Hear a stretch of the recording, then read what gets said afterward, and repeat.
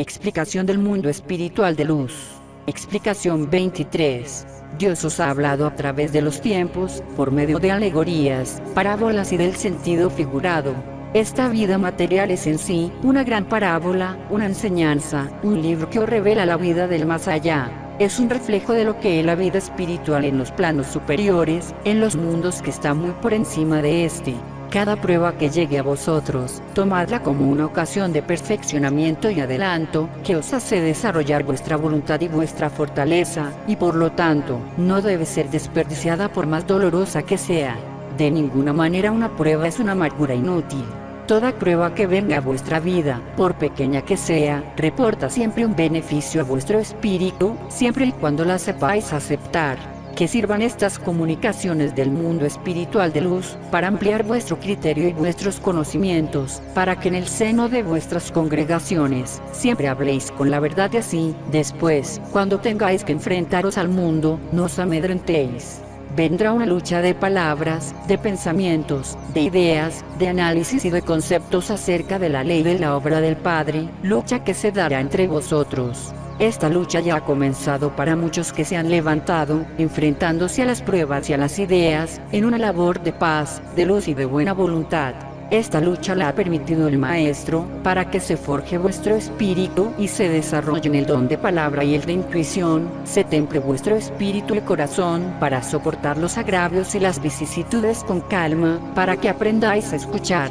Si aprendéis a escuchar, podréis entregar la enseñanza que lleváis en el momento oportuno, apoyado siempre en los principios de verdad y de amor, y también sabréis cuáles de las armas que tenéis dentro de esta doctrina usaréis para combatir y abolir el fanatismo, la idolatría, la superstición y la ignorancia. Una vez que haya triunfado la depuración entre vosotros, misma que os traerá como recompensa la elevación de vuestros espíritus, ya tendréis el temple, la experiencia y la fortaleza espiritual necesarios para enfrentaros al mundo, que es idolatría e ignorante de las cosas espirituales.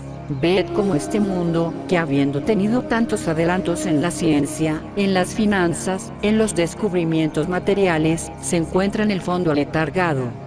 Ved cómo es de imperfecto su culto a la divinidad, pues el concepto que de lo divino de la ley tiene, difiere no solo de pueblo a pueblo, sino de corazón a corazón, de espíritu a espíritu. Y si vosotros, para alcanzar en vuestro seno la unificación de vuestro conocimiento, culto y preparación espirituales, tenéis que luchar tanto, ¿qué será cuando Israel tenga que enfrentarse al mundo, a las grandes religiones cuyas raíces han profundizado tanto en los espíritus, a las grandes doctrinas materialistas que avanzan devorándolo todo a su paso, ante las grandes ideas y conceptos de los teólogos y de los filósofos respecto a lo que es la vida eterna y de lo que es la divinidad? Cuán grandes tendrán que ser vuestro temple y vuestra fortaleza espiritual, para derrumbar del espíritu de la humanidad todos los ídolos, todo el fanatismo y las tinieblas, hasta no dejar de todo esto ni piedra sobre piedra, y dejar así concluida vuestra obra, vuestro destino de israelitas en el espíritu, para poder decirle al Padre: Señor, hemos cumplido la obra del Padre, de la que tanto os ha hablado, es la eterna, la divina, la magna, la espiritual, es el camino perfecto que Él ha trazado a los espíritus, todos los cuales brotaron de su seno amantísimo. La obra del Padre L que rige a los espíritus, es el camino de la evolución, mostrado en sus revelaciones a los espíritus, sus hijos. La obra del Padre es esta doctrina, entregada en cada una de sus venidas entre los hombres, en cada una de sus palabras de verdad y vida, en cada una de sus enseñanzas. La obra del Padre es vida eterna, y contiene en sí las pruebas, todos los dones, todo lo espiritual. Y esta obra, siendo divina, no comenzó en 1866, ni en su venida en cuanto Mesías en el segundo tiempo, ni cuando Moisés entregó la ley al mundo escrita en unas tablas.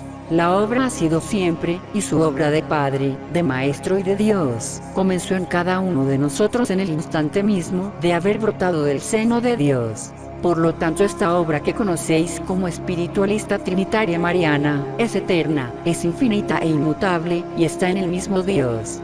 Cuando escuchéis al Padre hablar de su obra, no penséis en estos recintos, en la pequeña congregación que formáis, ni en el conjunto de manifestaciones y ceremonias que se verifican entre vosotros. Pensad que cuando el Padre os habla de su obra, os habla del camino, de la ley, de su amor, de su misión paternal divina y sublime para cada uno de nosotros, para todos los espíritus que forman la familia espiritual del Padre. Cuando seáis vosotros los que habléis de la obra del Padre, no penséis solamente en los 3 tiempos de esta humanidad, pensad en todos los tiempos y de lo que Él, el amoroso Padre, ha hecho en vosotros en medio de la eternidad. El concepto que tenéis de lo que es el templo, es muy reducido.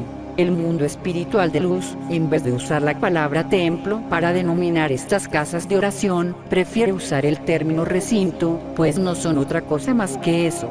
El verdadero templo no son estas 4 paredes en que os reunís, que os defienden de la intemperie, ocultándoos de las miradas profanas. Si estas 4 paredes fueran el verdadero templo de Dios, entonces quienes le edificaron serían los más grandes ante la mirada divina. ¿Y quiénes fueron estos?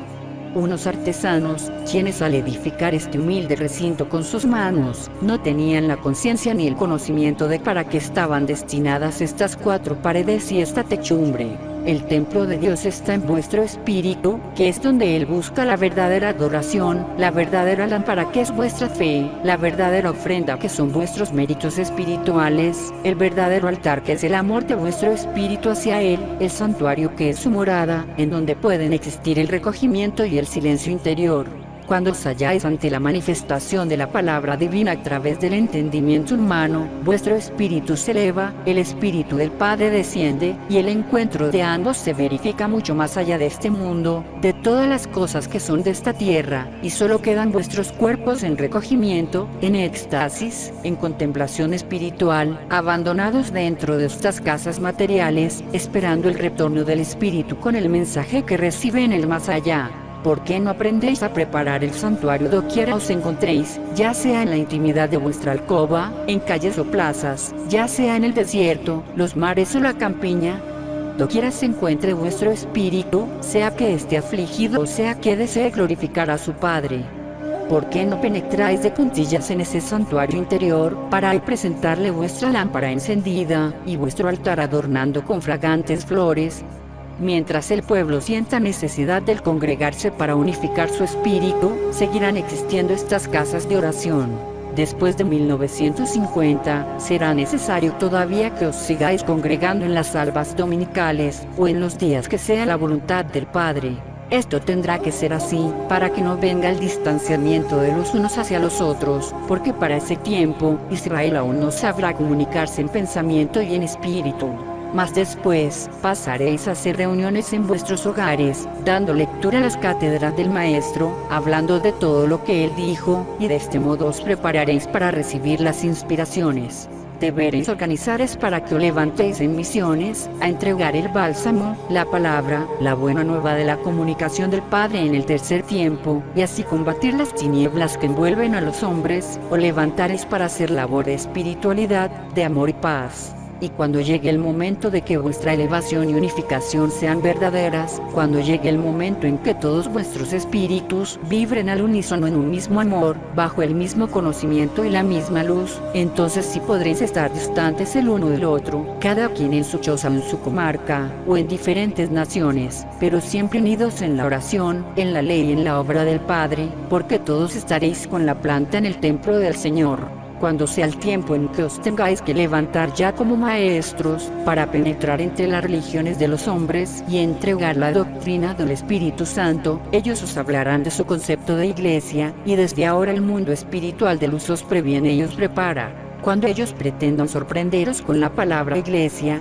vosotros deberéis conocer el verdadero sentido y esencia de esa palabra. Os dirán que Cristo fundó su iglesia en aquel segundo tiempo, y que Él regresará a su iglesia. ¿Y vosotros qué contestaréis cuando tal cosa os digan?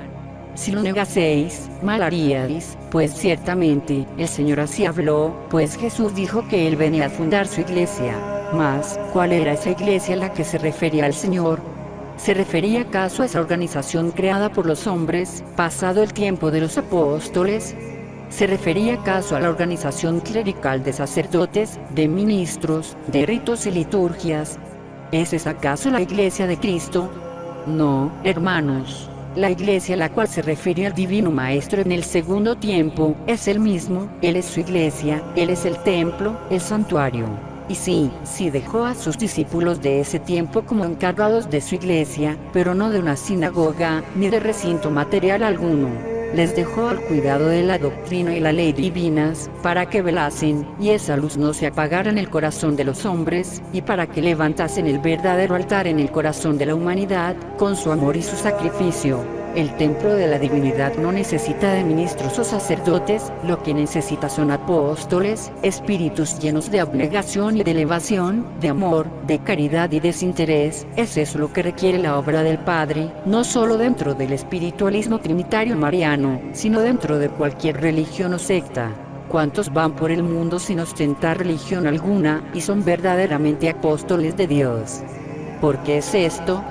Porque practican la caridad y la elevación, reconociendo que Dios les ha enviado para amar al Padre y al semejante, y si les preguntáis qué religión profesan, os dirán, ninguna, pero creo en Dios y obedezco sus mandatos.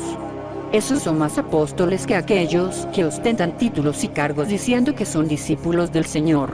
El apostolado se da en la abnegación, en el sacrificio, en el amor y la renunciación. ¿Cuántos de vosotros penetraréis de lleno en ese apostolado después de 1950? ¿Cuántos hombres se desvelarán estudiando las escrituras de los tiempos pasados? Muchos dejarán sus quehaceres, sus ideales humanos y sus empresas para interiorizarse en las cosas del espíritu. ¿Cuántas críticas habrá entonces para el espiritualismo? ¿Cuántas persecuciones? ¿Cuántas delaciones y calumnias se lanzarán sobre de él?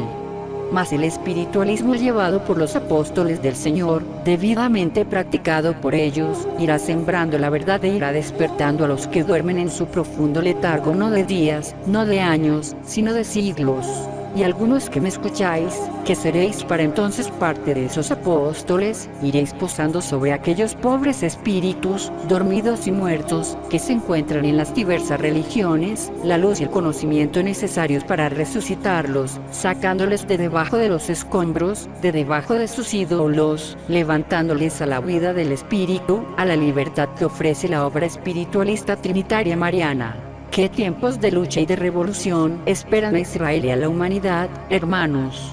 Todo entonces será hablar de espíritu, de Dios y de ley.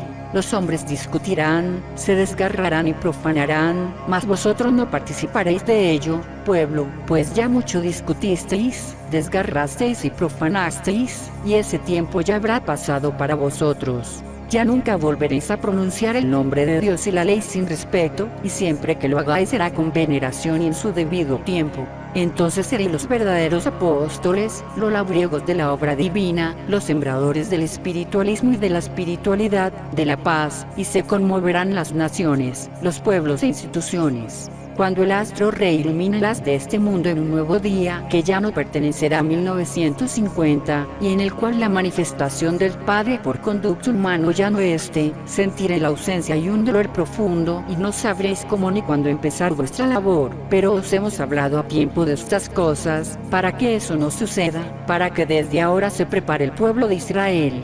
Si vuestros ojos derraman lágrimas, que sea en silencio, pero no os entreguéis a la desesperación por ningún motivo, porque eso acusaría vuestra falta de espiritualidad, vuestra carencia de elevación y conocimiento, ese conocimiento fundamental de que Él ha de seguir siempre entre vosotros, aún más profundamente que ahora.